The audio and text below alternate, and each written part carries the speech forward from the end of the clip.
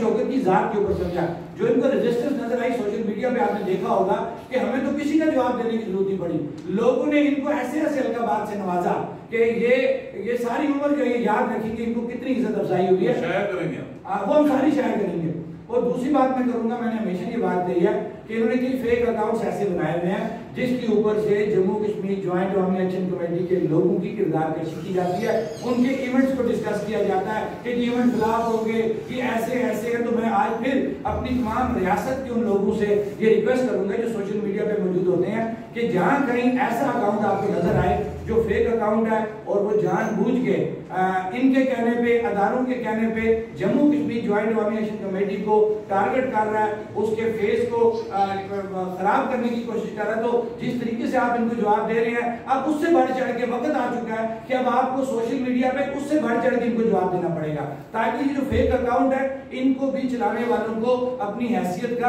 اندازہ ہو جائے کہ پبلک جو ہے آپ کی کسی بھی ایسے جھوٹ فراڈ میں نہیں آئے گی. پبلک باشعور ہو گئی ہے اور باشعور ہونے کا سب سے جو بڑا اعلان جو سامنے آ گیا وہ جموں کشمیر جوائنٹ عوامی ایکشن کمیٹی کا وہ چارٹر آف ڈیمانڈ کا وہ مطالبہ تھا کہ 12 سیٹوں کا خاتمہ بصورت کیا جائے گا اور جموں کشمیر جوائنٹ عوامی ایکشن کمیٹی اس پہ مکمل سٹینڈ کرے گی انشاءاللہ.